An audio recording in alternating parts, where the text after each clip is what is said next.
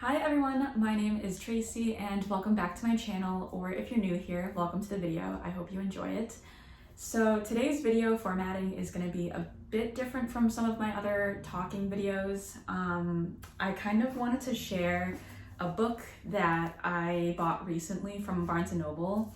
For those of you who don't know, I live right across the street from a Barnes & Noble and I love it. I honestly am so happy with my location. It's just so convenient for me because I live really close to a bunch of different places. There's like a plaza across the street from me. I live next to a hospital. I live next to like a CVS and grocery stores and things like that. But yeah, my favorite part of where I live, location-wise, is that I can easily just walk to a Barnes & Noble right across the street from me because it's in that little plaza that I had mentioned. But I recently bought this book. I'll show it to you guys up close. It's called The Leaping Hare, Nature Almanac, Your Year-Long Mindful Guide to Reconnecting with Nature. This is what it looks like. I bought this book last month, back in April, because, I mean, it's springtime and I was kind of perusing around Barnes & Noble and I saw this book in like the self-help section. I love self-help and self-development and like psychology, so I'm always kind of in that section of Barnes & Noble. And I also really love nature. I feel like the older I get, the more I have a better appreciation for nature, and I honestly think it's been helping me a lot with managing my stress and anxiety, mental health, and severe burnout from all my years of being in school and now working a corporate job full-time. It's been a lot, but nature has definitely been a grounding, sort of a new grounding experience that I'm cultivating and letting myself enjoy more in my older years, because I feel like in my younger years I definitely closed myself off away from nature. For the most part, I was always such a homebody. I was always kind of like an indoor cat. Like I hated being outside, but I feel like now that I'm older, I definitely love being outside. Not in cities or crowds, but just being genuinely outside and like touching trees and grass and going on little nature walks and hikes and stuff like that. But anyways, before I get off track again, I wanted to create sort of like a little mini video series on this book. So basically this book has a lot of monthly rituals on how it gives you ideas on how you can further embrace nature and reconnect with the earth and your surroundings. But it kind of goes through each of the months of the year and it gives you like little bite-sized tips here and there. There's full sections for each of the months, kind of aligning with each of the seasons. But I wanted to create this video for May, and kind of give you guys some tips and advice that this book gives us on how we can further, enhance our daily routines and our daily lives with reconnecting with nature and the earth again. And it also, May is my absolute favorite month of the year. I grew up just completely loving May for some reason. I think it's because May is kind of like that sweet spot of late spring transitioning into early summer, and I don't know, I really love that transitional period between spring and summer where it's warm and the earth is so lively and vibrant and green and beautiful. You still kind of have the flowers from April, but things are becoming more green and the weather is way more warm. In my opinion, I think April is still a tad bit too cold for me, but I think May is just absolutely perfect weather-wise. The sun's out more. Well, it's funny I say that, it's actually really cloudy today. But it's still nice though. It's still pretty warm out temperature-wise. It's just a bit cloudy, but it's okay. I do like a little bit of clouds here and there sometimes, because I think having too much sun isn't that great all the time, but yeah, it's kind of nice to have the clouds roll in every once in a while, just to kind of have a little bit of, you know, a nice little foggy day, a cozy day. And I'm kind of looking outside because I have windows behind my camera right now, and also windows behind me, because I'm in my sunroom. And anyways, yeah, before I blabber on too much longer, I wanted to just read from this book for you guys. And before I dive in, I'm going to read the back cover of this book so you guys can kind of get a better understanding of what this book is about. Embrace your connection with nature and cultivate eco-spirituality so that your mind, body, and self blossom and grow. Tune into nature's cycles and pick out the season in this lushly illustrated almanac. Discover rituals and meditations, plant knowledge and growing tips, stargazing activities, and recipes for a mindful appreciation of the natural world. From the hearts and roots of the Leaping Hare Press Collective, with nature-inspired illustrations from, her name is Raluca Spitasian. I don't know if I'm saying her name correctly, but she's the illustrator of this beautiful book. The Leaping Hare Nature Almanac is your holistic guide to reconnecting with nature's wisdom all year round. So yeah, I just thought this book was so beautiful. Like the illustrations are so pretty, and it's kind of just set like month by month, and it gives you all these little rituals and meditations and affirmations and just gardening tips and herbs and plant knowledge and recipes, and just it's so cute. It's such a cute book, and I highly recommend it. I'm sure you can definitely find this on Amazon if you look it up. I'll hold it up closer. I don't know if it's appearing backwards on camera, but I'll definitely include it in my bio below in the video.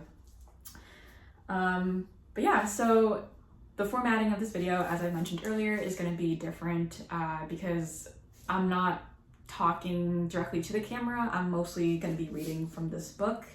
So you can kind of think of it as like story time with Tracy, story time with me. I don't know, if you are listening to this while you're doing chores or running errands, you can think of it as like a little podcast type of style video where you can just kind of have me in the background while I read from this book to kind of give you some rituals, nature-inspired rituals that feel peaceful, that is easy to cultivate in your life, that you can do every month and follow along every season. But yeah, I wanted to make this into a series on my channel, so I'll be creating a little playlist, probably titled Monthly Rituals or something like that, and I'll mostly just be using the information in this book. So shouts out to this book. I also, on the same day that I got this book, I also saw this book was on sale at Barnes & Noble. It's called Complete Healing and Natural Remedies, a holistic approach to mental health and healing, natural remedies, foods, lifestyle strategies, and therapies. So this book was on sale and I just couldn't resist. It's really cool, but I'm gonna read the back cover for you guys as well. It says, an expertly curated collection of the natural and therapeutic resources that are proven to be effective for mental wellness. Explore the key lifestyle inhibitors to mental wellness and find sound solutions in the form of herbs, foods, aromatherapy, homeopathy, breathwork, yoga, connecting with nature, and hobbies, as well as therapies such as acupuncture, Reiki, massage, and CBT. Unlock the science behind these natural approaches and discover how they work synergistically, creating a menu of reliable resources that you can draw on with confidence. So this is sort of, it's kind of like a dictionary almost of, it's kind of illustrated a little bit, not as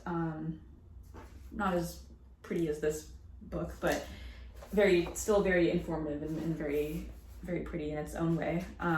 But yeah, it kind of has like little like just bite-sized sections of like foods and herbs and supplements, plants. So it's very similar to the Nature Almanac book, but it gives very specific lenses and information on different topics, and there's different sections. So there's like aromatherapy, there's definitely like energy healing section, like a yoga section. It's basically a book of just like recipes and knowledge on holistic wellness, health and wellness, and like natural remedies. Like this is the yoga and Pilates section for managing stress and anxiety. Like a mindful meditation section. But yeah, this book is really cool. So I wasn't sure if you guys also wanted me to do a series on this, or if I should also include information from this book in my monthly ritual series of using information from this book. So like, I don't know if you guys wanted me to include both information in the monthly ritual series, or if I should just make each book its own series, I guess. I'm holding this one backwards.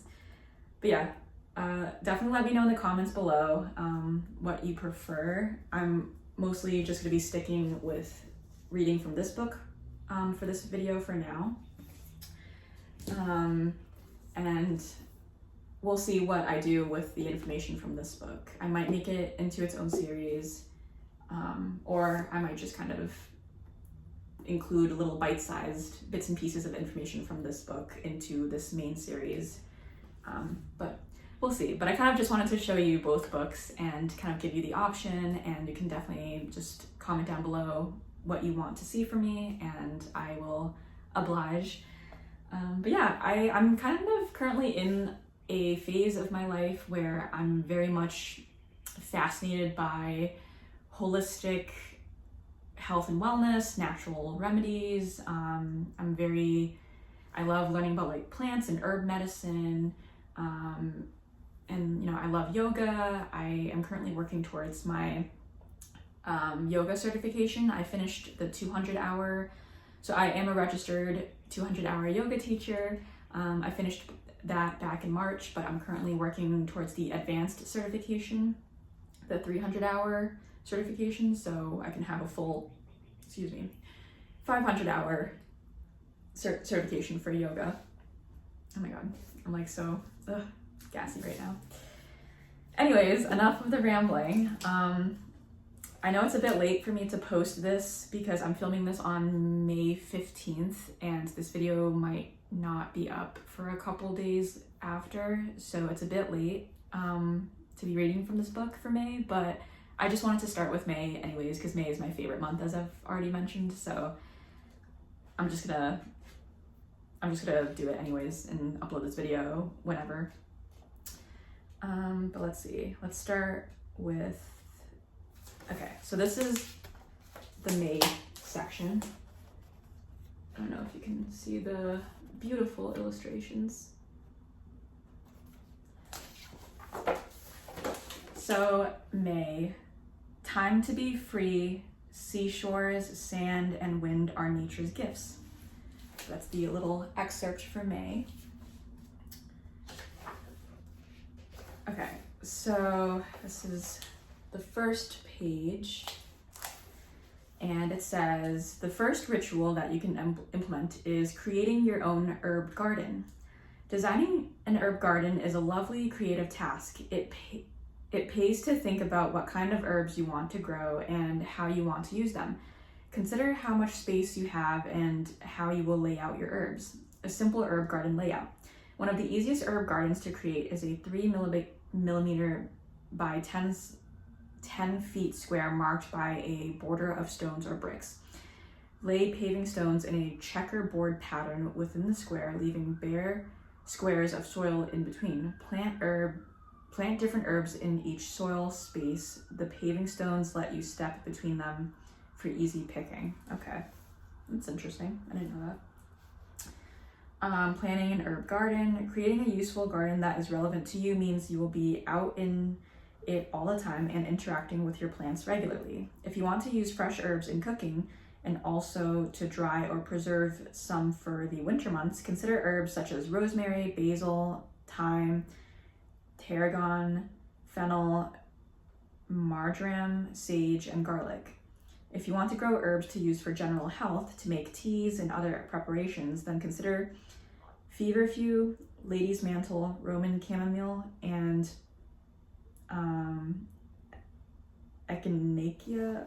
I don't know how to pronounce this. Oh my gosh, I'm so bad. I don't know if you can see that. It's Echinacea. I don't know how to pronounce that herb. If you want to use herbs for something more specific, such as taking care of your skin, then consider the following: lavender, red clover, Roman chamomile, myrtle, and calendula. If your garden is already established, the herbs will need to fit into its existing layout. Check where there is room to plant your herbs and whether the spaces are in light or shade, as this will influence the plants you might choose. If you are starting an herb garden from scratch, then find the sunniest, warmest, and most sheltered part of your garden, because most culinary and medicinal herbs will thrive there. So that was the first section. So I guess the theme for May is gardening and herb planting. So the next section is called herb planting, and this is what it looks like. Herb choices for full sun: dill, tarragon, fennel, hyssop, bay, lavender, oregano, cilantro, basil, sweet marjoram, rosemary, sage, and myrtle. These Mediterranean aromatic herbs have special cells within their leaves that contain volatile oils, highly concentrated fragrances. The more sun these plants get, the stronger their aromas will be. Herb choices for partial sun and partial shade: angelica, chervil, parsley, peppermint, sorrel, comfrey, wild strawberry, echinacea, eyebright, and lady's mantle. These herbs grow best in dappled sunlight, out of the glare of full sun. In the wild, their natural habitat is often at the edges of woods, where the canopy of trees is less dense, but still offers protection. Herb choices for full shade: St. John's wort, evening primrose, lungwort, valerian, and sweet violet. These herbs do not need full sunlight and tend to have rich green leaves. So yeah, this is interesting. It's just kind of recommendations for different herbs that grow in different sunlight intensities. So like herbs that grow in full sunlight, herbs that grow in partial sunlight and partial shade, and herbs that can just grow in full shade. So I didn't know that. I'm actually learning a lot. So I think I'll be a bit more educated from creating this video series with you guys. The next section is called Mindful Gardening. And this is the beautiful illustration. There we go. Plants communicate through scent. The smell of freshly cut grass is a call for help. Flowers make scents that call to their specific pollinators, some sweet as vanilla, literally, and some distasteful to us as rotten flesh. Farmers historically use scent and also taste to determine the makeup and health of soil. We can still tell if soil contains lots of clay or organic material from its scent. The former smells dusty and damp, while the latter is sweeter and might smell mossy or like leaf litter. Sort of like the frog terrarium at the Botanic Gardens. Soil that has too much ammonia or that smells rotten or swampy might indicate the need for aeration and added compost. We can add that to the list of mindful gardening tasks. besides plant smellers, we need soil smellers. Perhaps it's not a full-time job, but taking time to smell your soil, your plants, and the compost in your garden will likely tell you something you don't have to search for online to understand. The scents speak to a primal relationship with the land. That is so interesting. So I know that plants and flowers have a distinct scent to them, but I guess soil has a distinct scent too. So if you want to find out the health and the condition of your soil, then smell it. I guess that's really interesting. So yeah, I feel like I'm learning so much right now. So the next section is called Eco Reflection, City Birds.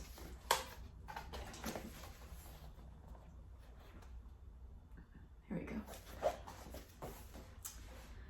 Our cities are unnatural environments, noisy, crowded canyons of concrete, glass, and metal. Whether we visit them to work, shop, or travel, it is easy to become overwhelmed by the frantic pace, volume, and relentless energy of city life. That I agree with. I hate the city. I absolutely despise the city. It's funny because I actually used to be a huge city person growing up. I always loved going to Boston. I live in Massachusetts, but I live an hour away from Boston. But throughout high school, I used to love going into Boston with my friends who would take the train in. And even throughout college, I always loved going out for like, you know, a night in Boston. But now that, you know, I'm older, I'm like sort of approaching / in my mid-20s. I've been dealing with severe burnout and anxiety and stress and depression.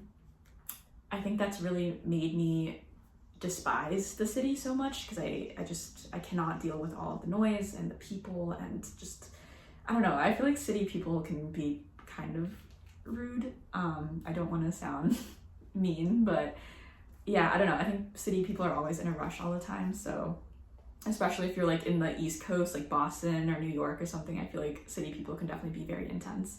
And there's like always so many cars and I don't know, I get nervous crossing a busy street with like a bunch of cars and stuff in the city. So yeah, I'm really not a city person and I feel like I can get lost very easily in a city, but yeah, it doesn't appeal. That lifestyle doesn't appeal to me anymore.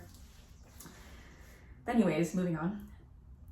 But take time to pause and step away from the crowds. Find a quiet space for a few moments and you'll begin to notice that nature is thriving here. Many birds live amongst the bustle and commotion of our cities, and these birds have all had to adapt to survive in this seemingly unfriendly habitat. Notice their behavior and consider what they are seeking in a city. For many birds, our cities provide a reliable source of food. Our leftover scraps provide sustenance for some species. Feral pigeons brazenly dance around our feet, seemingly invisible to people rushing through the crowded streets. House sparrows are not as confident and will wait cautiously until we vacate our benches to swoop in and clear up our crumbs. The human desire to interact with nature is heightened in this urban environment, and many people feed birds in city parks. The tamer birds reap the rewards, but other species still proudly retain their wildness and do not approach humans, preferring to daringly race in, snatch food, and retreat. Sit for a while and observe each species' strategy. Don't forget to look up. To birds, our skyscrapers and office blocks are just cliff faces, and their balconies and ledges provide potential nesting sites. You may glimpse a peregrine falcon, the ultimate aerial predator. Our cities supply the peregrine with its preferred nesting habitat, inaccessible ledges, and favorite food, which are pigeons. As such, and this incredible falcon has successfully colonized cities the world over. In colder months, a city center is warmer than the surrounding countryside. Some birds will fly into cities at night, meeting others of the same species, and form flocks that roost communally on city trees and ledges. These birds huddle close together, sharing body warmth and communicating with dense chattering. The bright city lights create a far-reaching glow that can act as a nocturnal navigation beacon to migrating birds overhead. Listen. Above the city's hum, can you hear the thin whistles high in the night sky? These are contact calls of reassurance between birds migrating somewhere up there amongst the stars. For birds, a city can offer unique opportunities, food, and community. Their reasons for choosing city life are not so different to our own. That's so interesting. Oh my gosh. This is just so much new information that I'm taking in right now.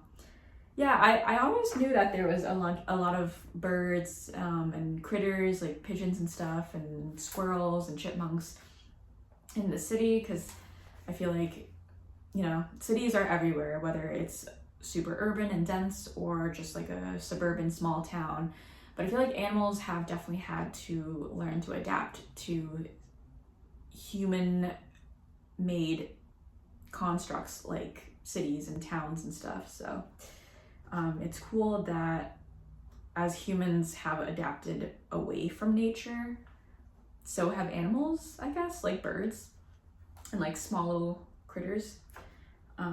But that's really cool. I think learning about like evolution and adapting to the environment is a very interesting concept.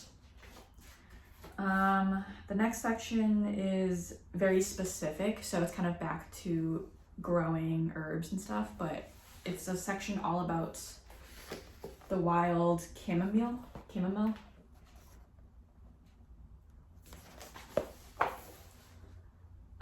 Chamomile was cultivated as early as the Neolithic period and has been used for centuries as a cure-all medicinal plant. It is a great companion plant as its strong aromatic flowers attract beneficial insects that feed on pest predators such as aphids. May is the perfect month to launch or plant chamomile seeds. So the stems usually are branched, upright, smooth. The leaves, the long and narrow alternate leaves, can be harvested fresh from the plant for medicinal uses. The flowers are yellow and comb-like centers surrounded by 10 to 20 white petals. Harvest the flowers for medicinal uses when open and fresh or dry for later use. It takes 20 to 35 days from flower to seed. This kind of just gives like just random, really specific information about chamomile. I don't know if it's necessary for me to read through all of this, or if you want to just take a glimpse at it. But it kind of just talks about harvesting the seeds. Seeds for the chamomile usually ripen from July to September. Plant care. Don't cut back the foliage before flowering, as the flower production will reduce dramatically. To remove aphids, wash off with a strong jet of water. Pests and diseases can suffer aphid attacks, which attract hungry ladybirds, generally disease-free but susceptible to rust, downy mildew, and powdery mildew. Culinary and medicinal uses. Chamomile has soothing properties and is used to help alleviate conditions such as nervousness, anxiety, hysteria, headaches, stomach pains, indigestion, colds, and flu. Also used as a poultice for swellings, sprains, bruises. Steep for 15 minutes, then drink for a gentle sleep aid. That's really cool. It's native to southern Europe.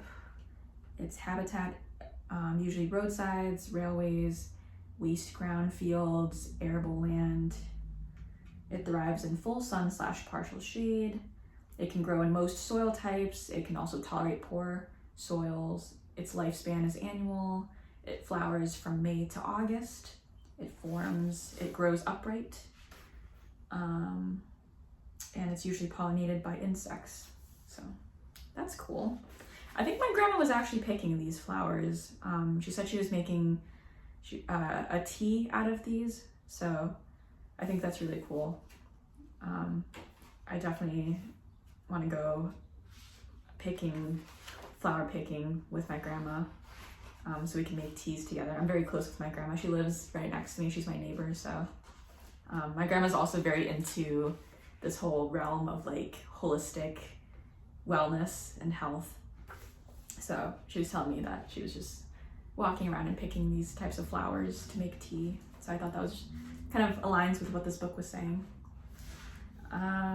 Okay, so this next section is sort of like a meditation visualization, and it's called Winged Wonders Meditation.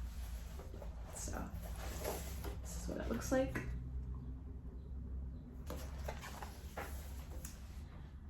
You are standing in a field of wildflowers, beautiful gems of all the colors of the rainbow. It's the height of summer, but there's a hint of a breeze, enough to make the tiny blooms bend and weave. They look like dancing fireflies. The air is sweet, and you draw in a deep, invigorating breath, taking it into your lungs. You are buzzing with energy, so much so that you begin to run, skipping through the undergrowth in no particular direction. You imagine you're a feather caught in the wind. Around and around you spin, arms outstretched. A bee hums its melody in your ear, and you're suddenly aware of all the winged insects flitting and hovering, jumping from flower to flower. Butterflies with delicate gossamer wings and huge eye-shaped patterns dance before you. Dragonflies with their metallic wings join in the parade, swapping partners and directions with the flick of a tail. A turquoise damselfly circles you, a darting ribbon of light leading you in a pirouette. All the creatures of the earth, of Mother Nature, have come to perform for you. Suddenly, you want to join in with their capers and be a part of the show, to create something out of nothing, like these winged wonders on display. But what talents do you have, and where to start? I feel like this is so beautiful. The writing is so pretty. Especially my favorite sentence was, a turquoise damselfly circles you, a darting ribbon of light leading you in a pirouette. I'm a huge ballet fan. I've been taking ballet classes for over a year now, and I have been practicing my pirouette turns. So this is it just kind of reminded me of my love for ballet. But I have such a huge appreciation for beautiful writing, and I think this book has such pretty beautiful writing. As if in answer to your question, a translucent butterfly lands in the palm of your hand. Its wings are deeply veined in the color of pearl. As you look again, you notice that it's changing form, transforming before your eyes. The wings are gone, the body is solid and lengthy, and you realize you are now holding a paintbrush. Your palm tingles with excitement.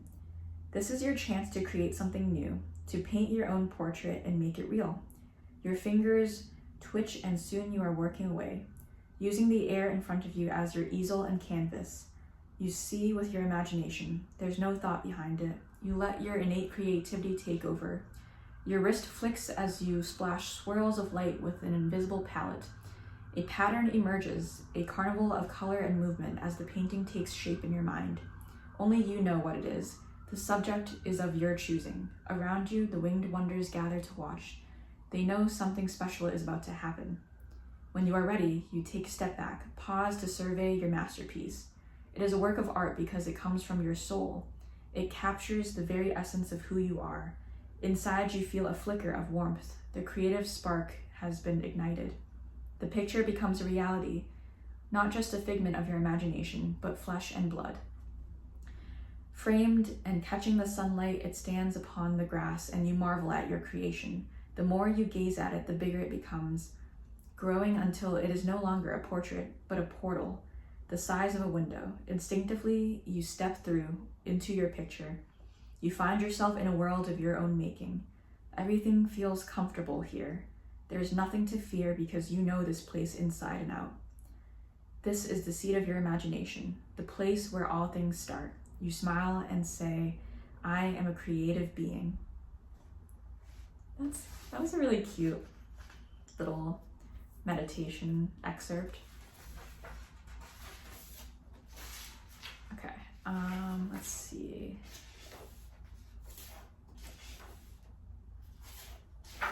Okay, so there's only a couple pages left. So the next section is also a visualization. It's called Winged Wonders Affirmation.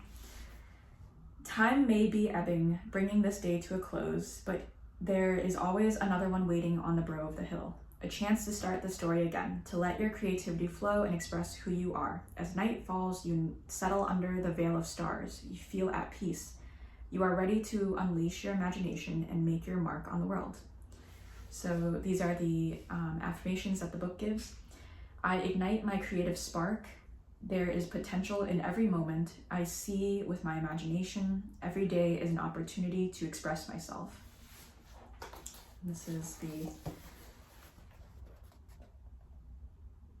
the illustration.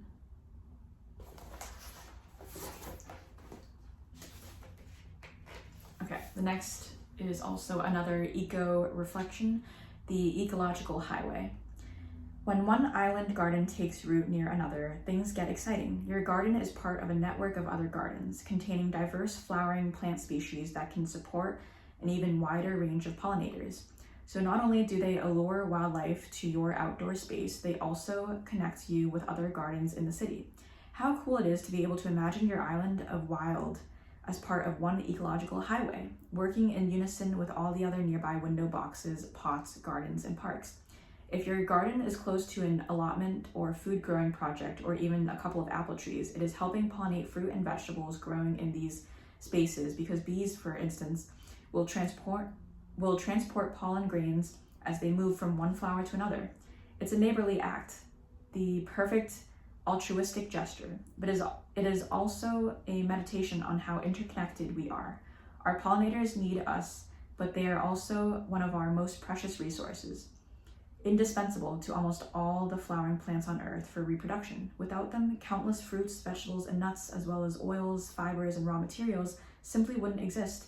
So whilst our city gardens may be small, they keep us in touch with these momentous ideas. So this is kind of just a little excerpt of appreciation for our pollinators, like our bumblebees, and this is the beautiful illustration for this section.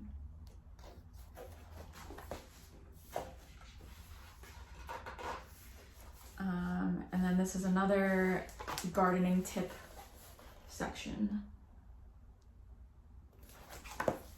It's called Putting Plants Together. Companion planting is about marrying plants that work well together in order to survive and grow strong and healthy. It is a gardener's and farmer's way of creating a botanical community where all plants benefit one another and the garden as a living organism. Choosing plants. Here are some of the different companion planting techniques for different plant requirements. Nature's pesticides. These are plants that are known to deter pests like aphids, attract pollinators, and release toxins through their roots. The toxins remain in the soil for over a year and kill pests, nematodes that can destroy the root system on host plants. Example, marigold is one of the most popular companion plants to grow for these seasons. Trap cropping. One plant acts as a trap to draw pests away from the main crop. Example, grow nasturtiums with roses and lettuces to attract aphids away. Room to grow. Plant beneficial weeds alongside plants that have weak root systems. The weeds naturally till the soil, allowing the main crop to send its roots down deeper into the soil. Example, grow clover with tomatoes or corn. Attract beneficials.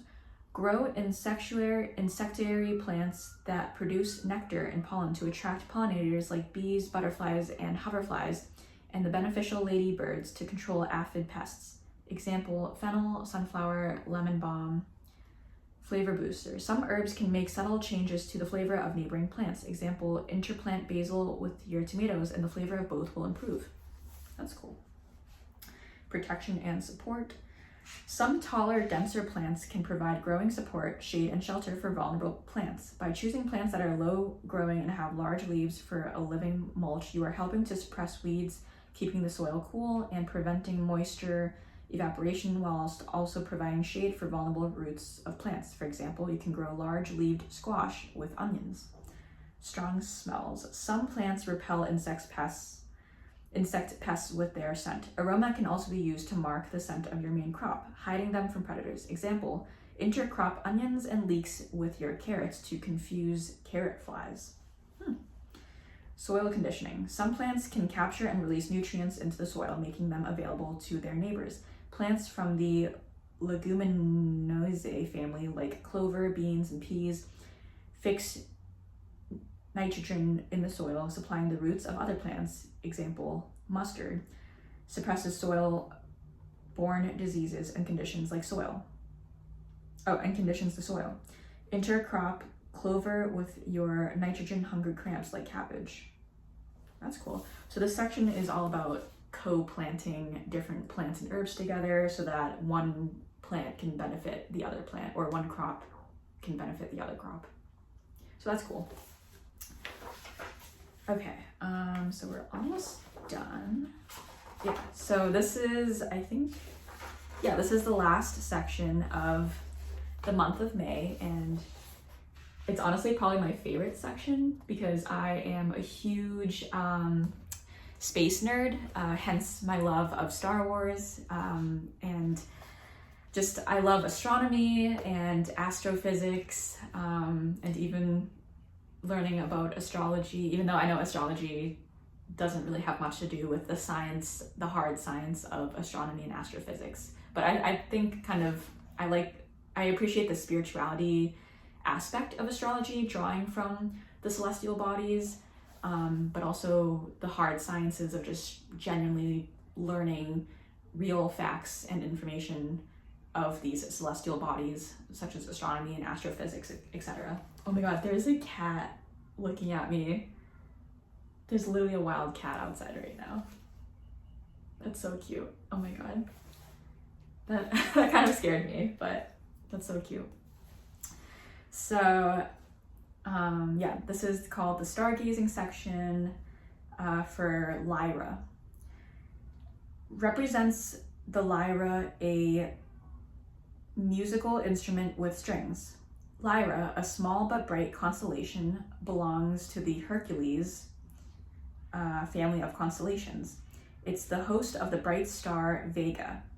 Vega was actually the North Star between 12,000 and 10,000 BCE and will become the North Star again around 14,000 CE due to the precession of the Earth's rotational axis. It was also the first star other than the Sun to be photographed by William Bond and John Adams Whipple in 1850, and the first one to have its spectrum recorded by Henry Draper in 1872. The name Vega is derived from an Arabic term that was translated into Latin as vultura cadens, or the falling eagle or falling vulture. The constellation was represented as a vulture in ancient Egypt and as an eagle or vulture in ancient India. Beta Lyrae is a binary star system in the Lyra constellation. Its two stars orbit so close together that they have become egg-shaped and material flows from one to the other. The secondary star, originally the less massive of the two, has accreted so much mass that it is now substantially more massive. Another famous star towards the east. Sorry, so unfortunately I had run out of storage, so the clip that you were watching got cut. So I'm trying to refilm at the part where I left off while reading. But I think I left off at this sentence. Another famous star towards the east of the constellation is called RR Lyrae and is the prototype of a class of stars known as RR Lyrae variables. These are pulsating stars that act as standard candles and make reliable markers to calculate distances in space. So these are kind of just a calendar of celestial events. Some of them have already passed, some of them might not have happened yet. I'm not sure by the time that this video gets uploaded, but I'll just kind of briefly read through it. So celestial events, there's the Lyrids, which happen from April 21st to the 22nd, originating from the comet Thatcher. There's the Eta Lyrids that happens on May 9th, and there's the June Lyrids that happen from June 15th to the 16th. Some deep sky objects to be on the lookout for are M56 NGC 6779, a globular cluster, and the Ring Nebula M57 NGC 6720, planetary nebula, second ever discovered and one of the best known. So that is the end of the May section of this book. Let's see. Yeah, so that's the end of it. I really do hope that you guys enjoy this video. I know it's going to be a super long one, so feel free to skip around. I know I did a lot of rambling, or you can just kind of have me playing in the background as like white noise while you go out and do your errands or get some house chores done, or if you just want to have a video in the background while you fall asleep too, or get some work done too. I don't know. But yeah, so I definitely do want to make this into a video series here on my channel where I'm just going to be reading from this book every month to give you some excerpts and meditations and visuals and little bite-sized knowledgeable things, and like nature-centric rituals to follow along with the seasons, just kind of romanticize your life a bit. I know I definitely need to do that more because I deal a lot with anxiety and stress and depression and burnout and all that stuff. So I definitely feel like this book helps ground me and gives me some really knowledgeable and healthy rituals to infuse into my daily routines more. So I'm excited to share more from this book. And again, let me know if you want me to also share some information from this book as well that I had mentioned in the beginning. And if you want me to make both of these into 2 separate series or just to combine the 2 into this series, let me know. But yeah, I'm gonna get back to work now because unfortunately I'm filming this during a weekday, so I have to get back to my job that I'm not really a big fan of. But yeah, I really do hope that you enjoyed this video. I know it's gonna be a long one, but you don't need to watch all the way through if you don't want to. And I hope you have a great rest of your morning, noon, afternoon, evening, whenever you're watching this. Have a great rest of your week and enjoy the rest of May. And hopefully you have a little bit of time left to infuse some of these daily rituals that I was just reading about for the last stretch of May. And for next month, June, I'll be doing the same thing, creating another video like this. And I'll be creating this into a playlist on my channel, so be on the lookout for that. But yeah, thank you so much again for watching, and